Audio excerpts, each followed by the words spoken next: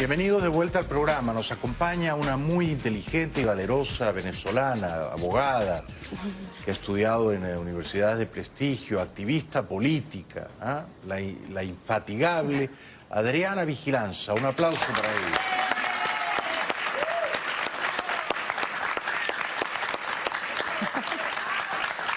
Bienvenida, bienvenida. Gracias. ¿Cómo te Jaime. quiere la gente? Toda la red de asambleas de ciudadanos de Venezuela, Qué la bueno. parte de Miami aquí, mi amigo Pablo Medina, Solórzano, Te bueno, has ganado el cariño. Rafael te lo has Uribarrí, ganado. gracias a Dios. Sí. Te lo has ganado. ¿Cuántos años llevas ya viviendo aquí entre nosotros? No, año y medio, Apenas. Jaime, apenas. Sí, sí. Yo me vine justamente con las protestas del 2017, Sí. cuando vi a esos colectivos persiguiéndonos. Y yo desarmada contra aquello. Y yo dije, bueno, ¿pero qué es esto? Esto es un Claro. disparate mayúsculo. Hay que ir a pedir otro tipo de ayuda. ¿Y recuerdas cuál fue el peor miedo que viviste allá? Bueno, el peor miedo, me parece mentira, fue cuando me quedé atrapada como en una cauchera, en un negocio de cauchos. El dueño de la cauchera nos quería botar afuera porque hay mucha gente en Venezuela que por temor a represalias no se quiere aliar con los que protestábamos. Eran negocios, ¿no? Y empezó a entrar el humo de los gases adentro y casi nos asfixiamos ahí adentro. Eso fue bien duro y yo comunicándome con un periodista amigo mío, José Domingo Blanco, Mingo, estamos aquí en el Rosal atrapados. Bueno, una de las situaciones más estresantes. Pudo haber otras, muchas. Pero llegó un momento que uno dijo que esta no es la solución. Seguir marchando de esa manera, no. Lo veo diferente ahora. ¿Qué crees que va a pasar mañana en ese sentido? ¿Crees que es una buena idea la Operación Libertad? ¿En qué va a consistir? No se han dado muchos detalles. Quizá no se han dado detalles precisamente porque hay algún plan que se quiere mantener encubierto. Claro, yo No lo sé. sí, puede ser. Efectivamente, nosotros no tenemos claridad de cuál es la estrategia ni el objetivo, nada de eso no está claro. Se nos pide casi fe ciega, pero cuando tú sabes que, porque por las declaraciones que oímos hoy de los funcionarios del gobierno de Estados Unidos, que están apoyando las estrategias que se están llevando a cabo en Venezuela, de alguna manera, tú dices, bueno, ellos tienen información que yo no tengo, no pueden ser tan locos. Algo tienen que saber que a lo mejor yo no manejo, porque desde el punto de vista de la ciudadanía, a mí me ha tocado, como a muchos que están aquí, siempre estar en la posición, vamos a decir, incómoda de no estar con lo que decide la dirigencia política, principalmente en el tema electoral. Nosotros... Sí, lo recuerdo. Pero ahora sí te sientes representada por el presidente Guaidó.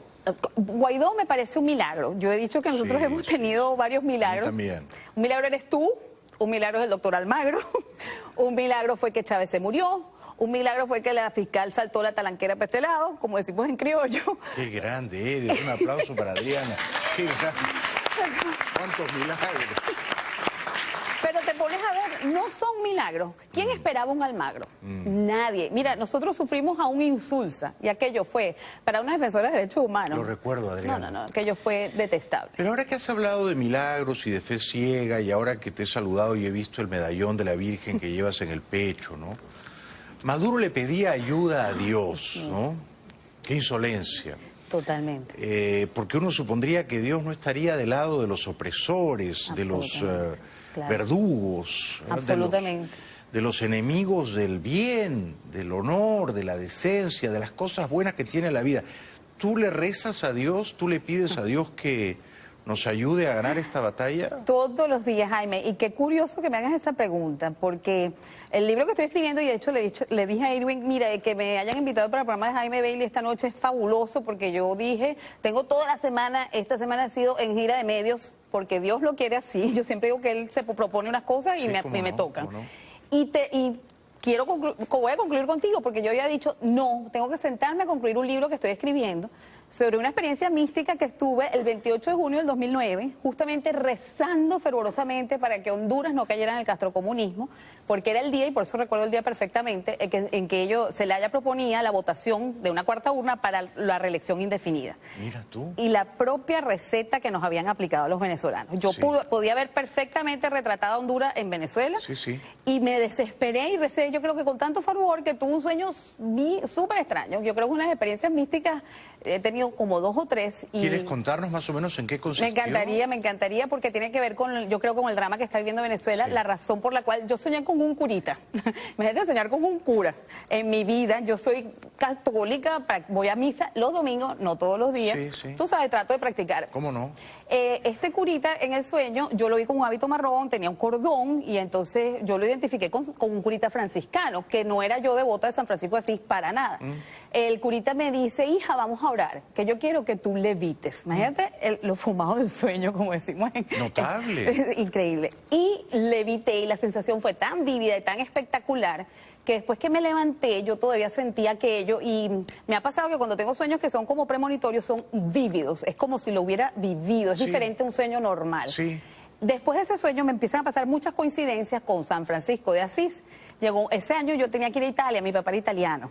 Yo a veces digo también que yo soy el claro ejemplo de lo que fue Venezuela y de lo que fue una injerencia humanitaria, porque mi papá estaba preso de los nazis en la Segunda Guerra Mundial. Y si no es porque Estados Unidos interviene, probablemente hubiera muerto. Tenía apenas 19 años. Qué bueno que lo recuerdes, claro. Claro, recuerdo porque es la historia que nos contaba mi papá, y mi papá pudo sobrevivir, se graduó de médico en Italia, pero viajó a Venezuela en búsqueda de un futuro mejor.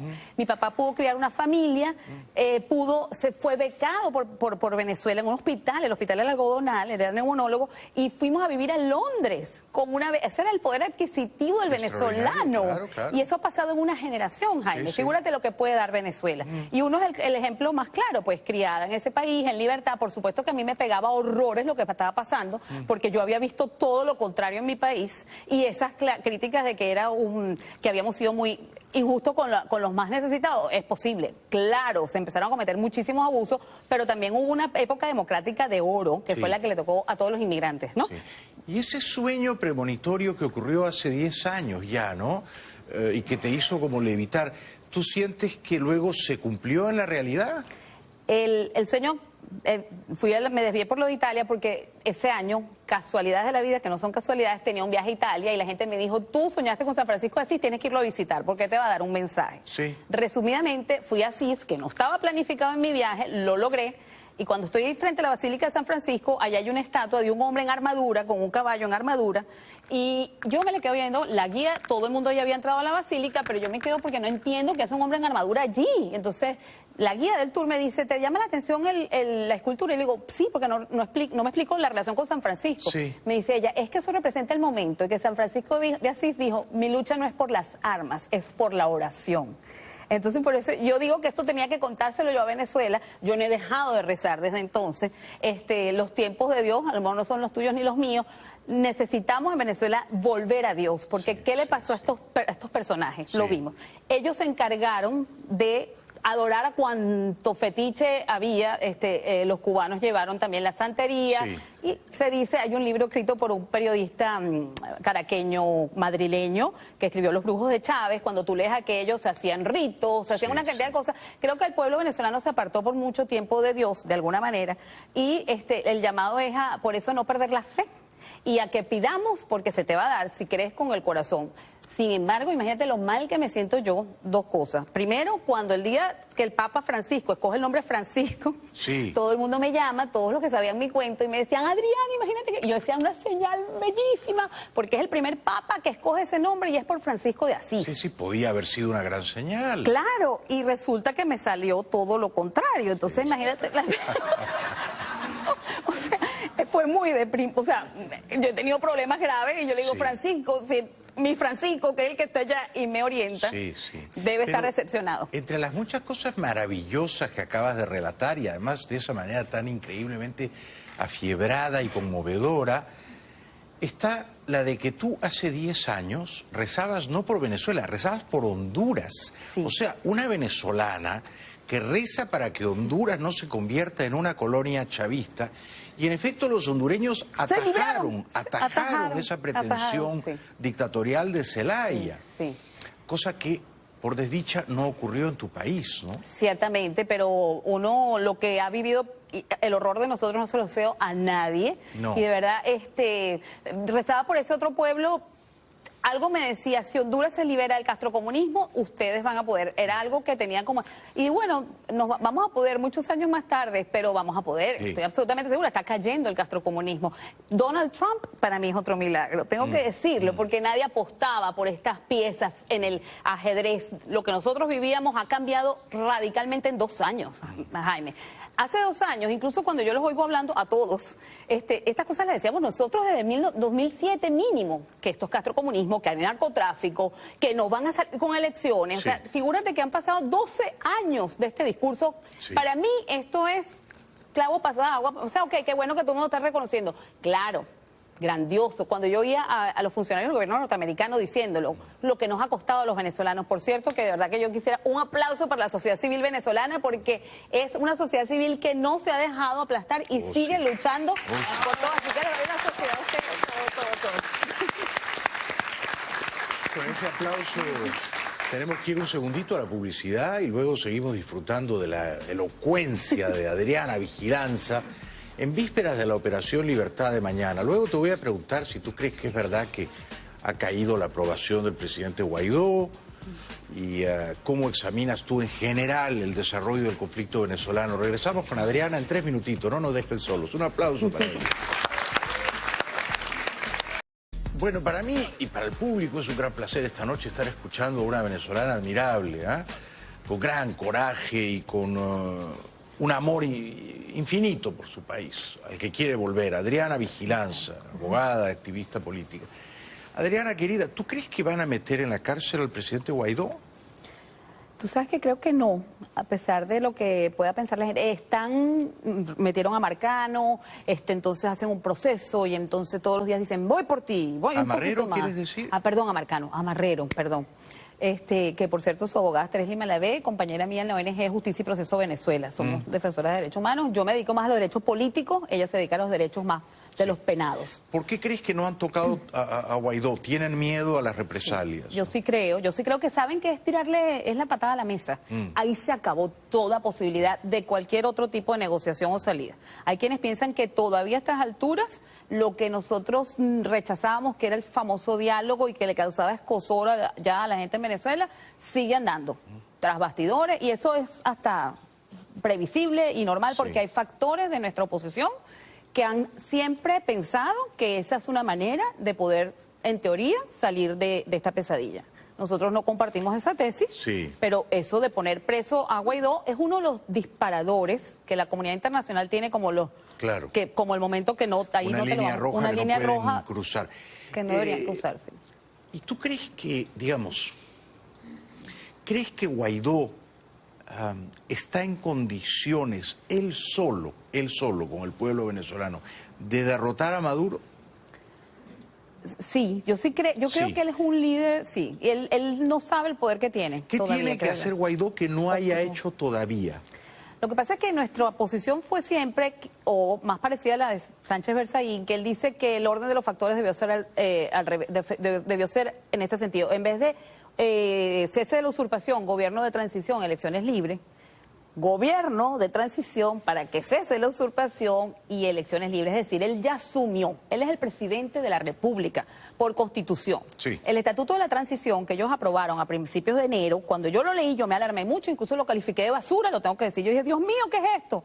Porque en mi cabeza venía un presidente a hacer actos de gobierno, a nombrar a lo mejor un jefe de policía que proteja a la gente que va a marchar, a nombrar a lo mejor hasta un ministro de la Defensa, a equipar a su Fuerza Armada, a destituir militares o ascender a otros, cosas que hicieron con unos muchachos que están presos en la cárcel, pero como con más acción de gobierno directamente.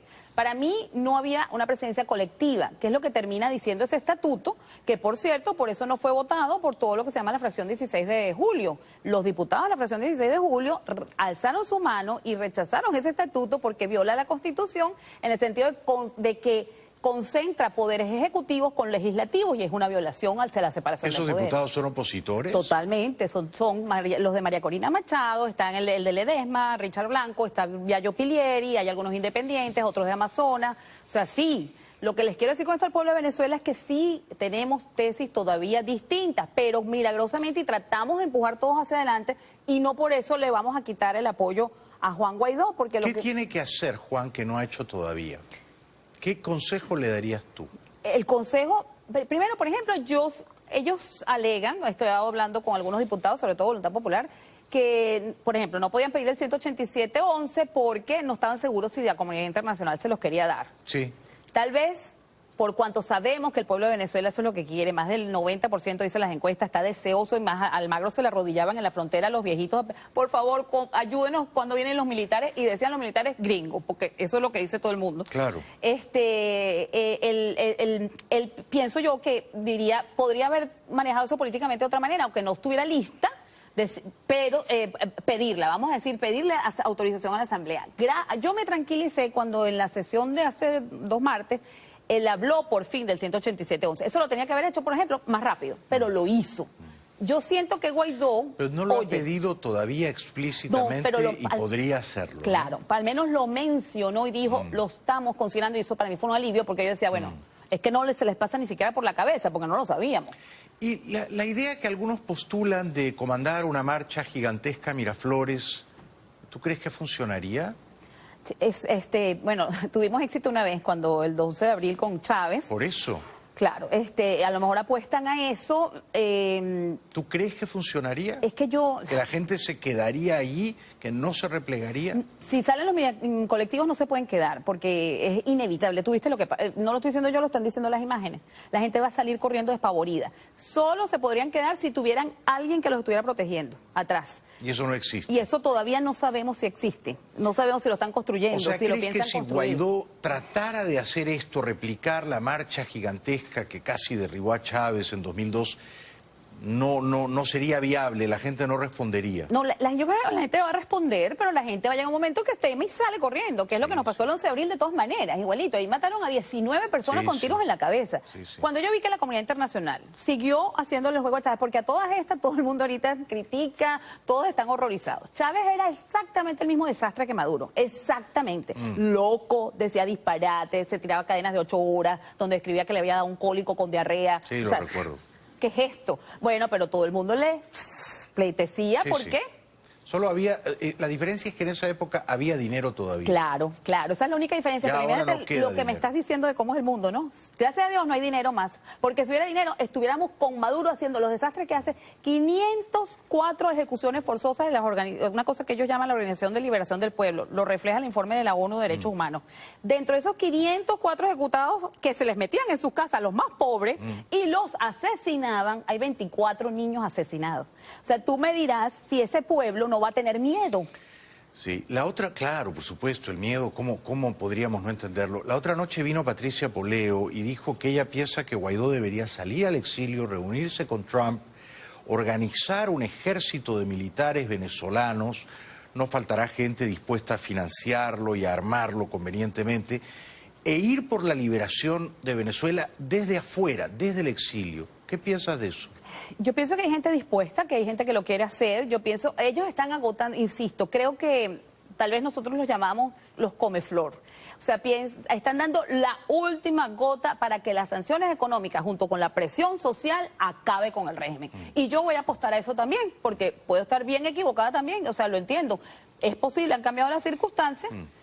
Pero es eso lo que están apostando, no hay ninguna duda. Pero para que las sanciones económicas y la presión moral derriben al régimen, falta un eslabón, y es que algún militar dé el golpe constitucional contra la dictadura. Claro, o por lo menos capture al presidente, Dios mío, perdóname, al usurpador, que... Porque es que tengo en la cabeza la sentencia del Tribunal Supremo de Justicia en el exilio, que lo declaró cuando era presidente. Claro.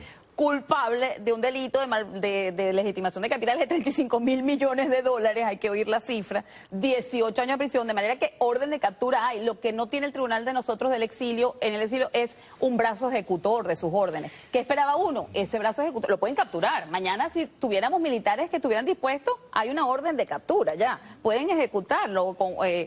Y la policía política, sobre todo, que son los amigos que se han acercado a una colega que está aquí en el público, Lisette Beren, se introdujeron un recurso para pedir que se declarara nulidad del SEBIN y se les relegitimara, porque ellos sí tienen claro algo. No podemos entrar a Venezuela como unos loquitos, porque van a decir que nosotros somos los terroristas, los fascistas, como siempre se ha dicho, pero si nos dan la condición en virtud de que el SEBIN, imagínate que el decreto constitutivo del SEBIN, el primer considerando, cuando yo lo leí, yo dije, casi me muero, dice, en aras de lograr la máxima calidad política revolucionaria en la construcción del socialismo, se crea el SEBIN.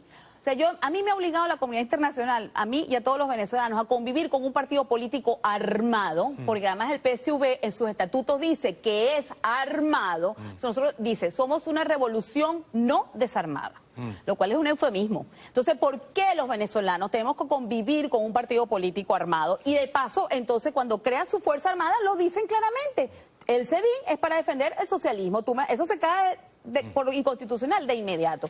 Podría entrar entonces la fuerza de estas formadas en democracia, que están constituidas por hombres. Yo no sabía, aprendí todo esto después de hablar con ellos, que los comisarios son como decir un abogado. Tiene un título de la República y no se lo quita nadie. A pesar de que sea excomisario, sigue teniendo el entrenamiento, están deseosos de servir, pero no lo han podido hacer porque todavía no han sido relegitimados. Sí.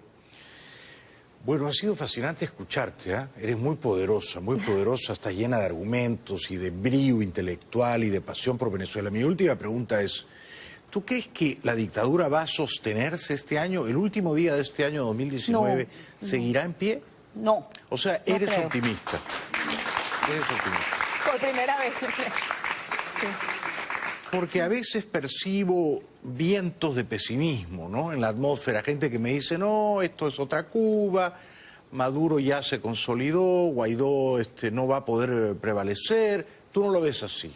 No, no lo veo así, principalmente por el apoyo que estamos recibiendo del gobierno de Estados Unidos, la reunión en la OTAN. Yo hice una comparación entre Bosnia y Venezuela, me di cuenta que Clinton, que fue un demócrata, intervino en Bosnia con la OTAN, claro. Él buscó la OTAN también, de manera que se me están dando como muchas similitudes y eso me llena de optimismo, porque reconozco que nosotros solos no, pero veo que las declaraciones apuntan a tener más seriedad. No puedo creer que unos funcionarios de este gobierno vayan a decir lo que están diciendo y no tengan claro que su objetivo es salir de Maduro este año, como lo han dicho.